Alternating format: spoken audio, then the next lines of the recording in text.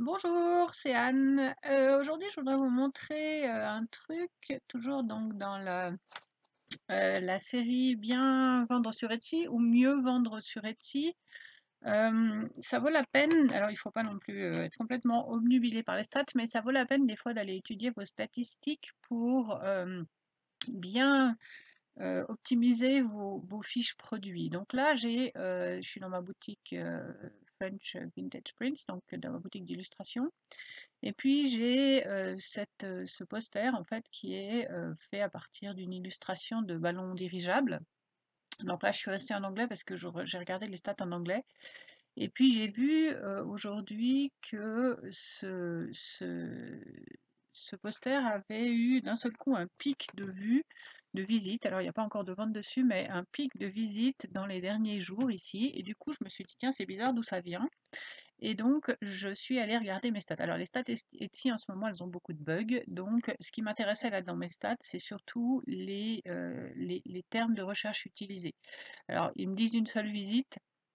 J'imagine bien qu'il y en a plus qu'une. Et je pense qu'elles viennent de Google parce que j'ai été étudier d'autres stats et que voilà et que du coup dans celle-ci ça se voit pas mais quand j'élargis en fait comment dire, la période de recherche, je vois que ça vient de Google. Mais ce qui est intéressant là-dedans, c'est que ces mots-là ne sont pas dans les tags et le titre de ma fiche produit. Si je retourne sur ma fiche produit, ici, alors on ne voit pas le titre en entier, voilà, il n'y a pas Victorian ici, et il n'y a pas Blimp, parce que Blimp, je ne sais pas ce que c'est. Dans les tags, c'est possible que j'ai Victorian, mais en tout cas, j'ai pas Blimp, ça c'est sûr. Alors maintenant je l'ai parce que je l'ai rajouté, mais il n'y était pas avant. Non, j'ai même pas Victorian non plus. Et donc, en fait, je suis allée chercher sur Google ce que ça voulait dire, Victorian Blimp. Donc, on va le faire ici. Hop, rechercher Victorian Blimp sur Google. Et en fait, apparemment, alors ça prend un peu de temps, voilà, apparemment, c'est clairement ce que représente le poster. Donc, c'est un autre nom pour les ballons dirigeables de l'époque victorienne, qui sont exactement ce qui est représenté sur le poster. Du coup, comme je sais que c'est un mot-clé qui attire les gens vers ma boutique, même s'il n'y avait pas dans le titre ni dans les tags de mon poster, il n'y avait pas ces mots, bah, je vais évidemment aller les rajouter. J'ai déjà rajouté Blimp, comme vous avez pu voir, je l'ai fait ce matin, hein, et puis bah, Victoriane, pourquoi pas. Tout ne correspond pas à l'époque victorienne dans le poster, mais pourquoi pas si ça attire des gens. Mais déjà, Blimp, c'est bien de le savoir parce que moi j'avais utilisé air balloon ou hot air balloon ou dirigible plane parce que c'est les mots que je connaissais. Et en fait, aller voir les stats ici, ça me donne des idées en fait supplémentaires de mots et qui manifestement attirent les gens. Donc ça vaut vraiment la peine d'aller les regarder de temps en temps.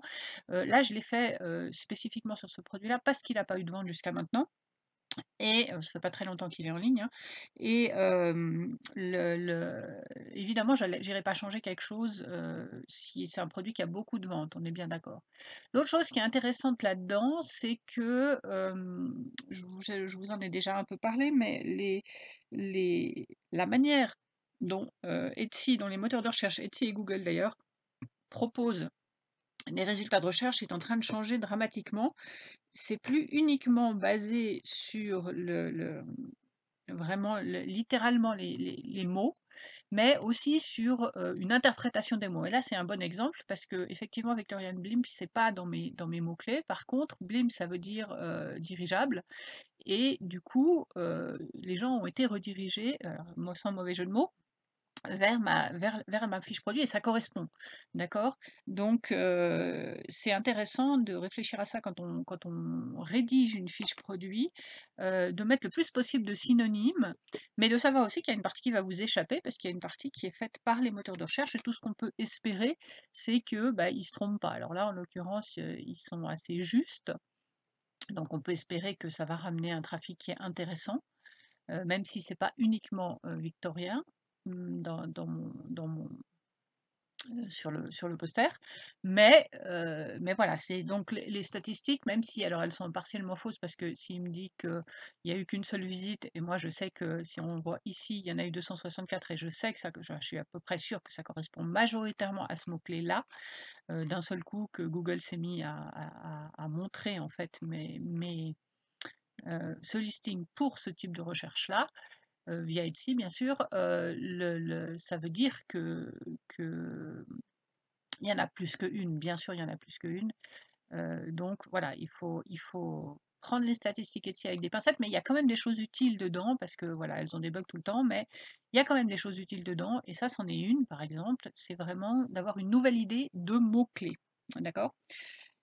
Donc voilà, j'espère que ça peut vous aider à trouver des idées sur la manière de bien rédiger vos fiches produits. Et puis, je vous rappelle que donc si vous voulez discuter tout ça plus en détail, vous pouvez rejoindre le groupe Facebook Vendre du fait main en répondant à toutes les questions, parce que s'il n'y a pas une réponse à toutes les questions, je pars du principe que vous êtes un robot, et que donc je ne vais pas vous accepter. J'ai d'ailleurs accepté récemment des gens qui n'avaient pas répondu à toutes les questions, et la première chose qu'ils ont fait, c'est de publier de la pub sur le groupe, donc ils ont été éjectés immédiatement. Donc ne faites pas ça, c'est pas un groupe pour faire de la pub, c'est un groupe pour discuter, trouver des solutions constructives aux problèmes qu'on peut avoir de vente du fait main en ligne, et en particulier sur Etsy. Donc voilà. Et puis si jamais vous souhaitez de l'aide, je propose deux choses différentes. D'une part, j'ai un cours, vous trouverez tout ça dans la description de cette vidéo. Je propose un petit cours qui permet d'aider à fixer ses prix, parce que c'est un problème un peu récurrent chez les gens qui fabriquent des objets et qui ne savent jamais à quel prix les vendre. Et puis, je propose également des évaluations de boutique très poussées, donc vous trouverez aussi le lien sous cette vidéo. Et si jamais vous avez besoin d'un avis extérieur sur vos boutiques, je vous encourage à aller voir ça. Et puis, n'oubliez pas que si vous n'avez pas encore de boutique, vous pouvez utiliser les liens qui sont sous cette vidéo pour obtenir 40 listings gratuits quand vous créerez votre nouvelle boutique. Voilà, et je vous retrouve bientôt pour une autre vidéo. N'oubliez pas de liker celle-ci, et puis comme ça vous abonnez à ma chaîne, vous saurez quand j'en publie d'autres. À bientôt.